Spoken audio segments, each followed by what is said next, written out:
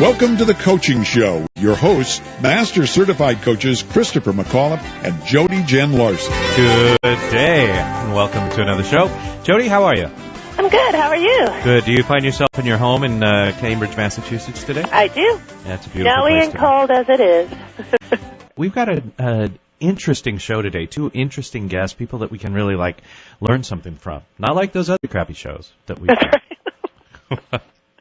Would you like to introduce our first guest, or did you want to chat a little more? Are you ready? I can never tell if you're ready. Yeah, I think we should move right along. You know me. It's always move on to our guest. So. Okay. I would love to introduce our first guest. It's Margaret Moore. Let's see. I had the illustrious pleasure, actually, of meeting Coach Meg, I believe is how she is named, at the Harvard conference in the fall. Oh, Harvard. And I know that she met a zillion people, so probably would never remember me. But at any rate, Margaret's an entrepreneur and 17-year veteran of the biotechnology industry in the UK, Canada, U.S., and France. She doesn't mess around, so she's a biotechnologist who's now as a coach. Yeah, I think you're married to one of those. In 2000, Margaret shifted focus from the high-tech side of medicine to prevention and well-being and founded Well Coaches Corporation. So, welcome to the microphone, Coach Meg. Good morning, Jody and Chris. Thank you for having me. Good morning. You have beautiful enunciation and diction. I can tell that you have presented at Harvard. Yes, well, I owe to my 6 years living in the UK. That's right. Indeed, although if we get in an elevator, you're lost because you won't call it the right thing. I'm almost You're right, I'm somewhat confused. Well, welcome. Let's talk about, so you had a successful career in the exciting world of biotechnology, where most people would spend their career happily, and then you became a coach. What was the catalyst or the big idea there? Well, I had spent 17 years, in the business of finding new medicines and marketing new medicines, and I got together with my husband, Paul Clark, who is a prominent biotechnology patent lawyer, and we decided to get married, and I would move from my base in Vancouver in Canada. And so it was a time for rethinking where I would go next. And Paul had the idea for Well Coaches, and it really was born out of two themes in my life. One is that I have really been walking the wellness walk since a teenager, and in the biotech industry, you spend a lot of time on airplanes, traveling across oceans. And so I'd managed to keep on top of my own personal wellness through all of that, and so I understood how important it was, and I saw how many people were not doing it. The second thing was that I think I enjoyed most in my various roles, including being the CEO and COO of biotech companies, I enjoyed most actually helping people grow and flourish, and as much as business success is a lot of fun, that really was satisfying. And so it was really putting together the interest in wellness and preventing disease, not just treating disease, with my own personal interest in coaching. So what's your overall vision for Well Coaches? Well, my job won't be done until we've got, tens of thousands of professional wellness coaches out there who have made a huge difference in helping people take responsibility. So this is the era of personal responsibility for our health and well-being, so that we can be our best and contribute the most in our lives.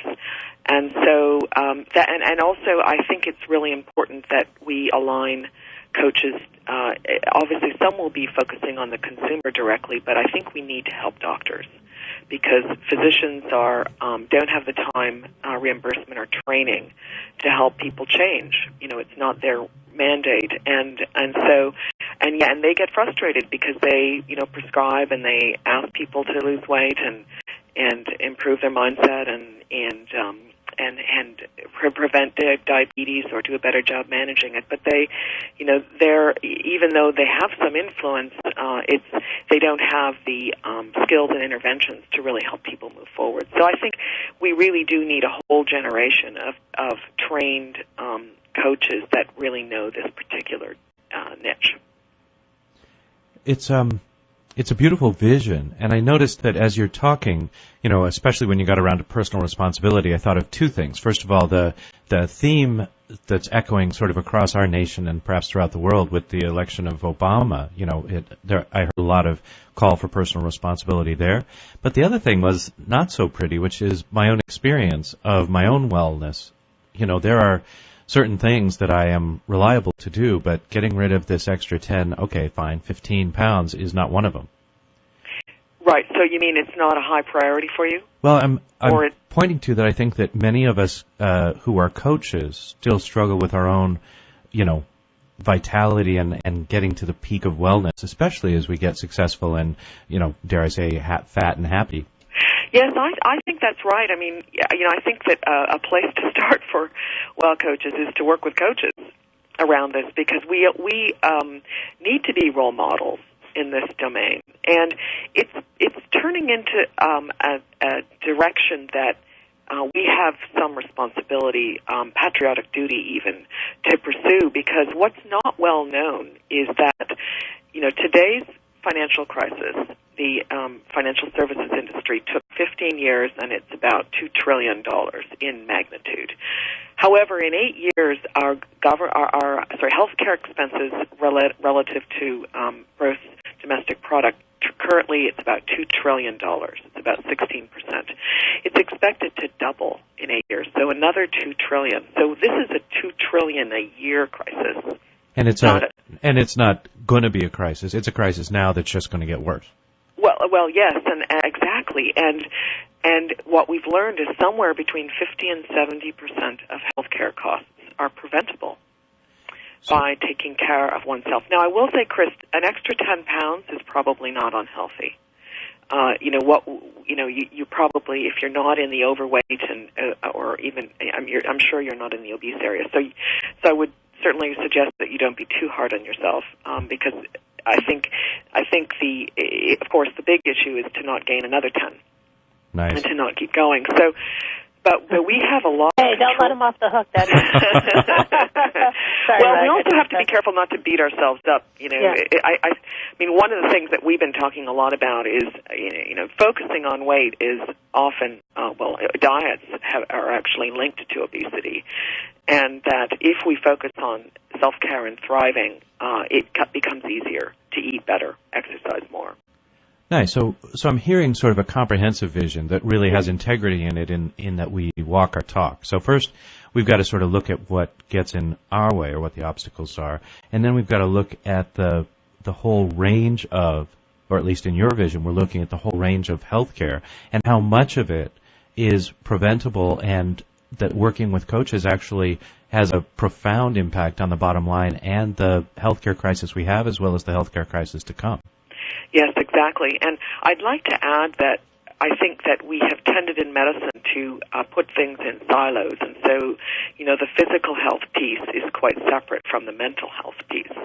And with the arrival of the field of positive psychology, with, what the scientists there are coming up with are behavioral guidelines, just like we have behavioral guidelines for exercise and eating and weight management.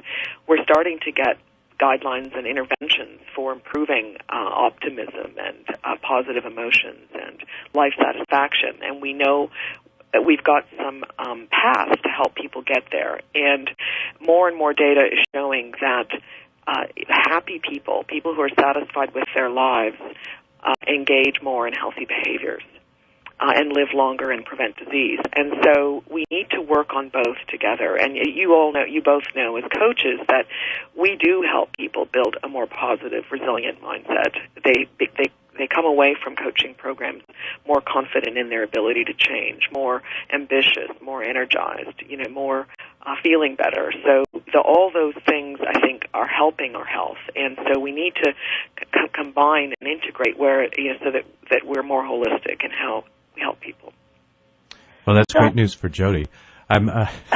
Excuse me, Jody, I'm sorry to interrupt, but we're about to come up to a break. I know we've only got Coach Margaret Moore, with us for 2 segments this morning, so I want to make sure you know how to get a hold of her and get more information.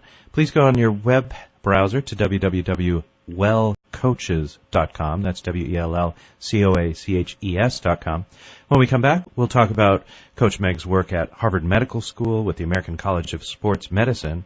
We'll also talk about her coach training curriculum so that if you share this vision or see an opportunity for yourself, you'll be able to participate as one of the wellness coaches.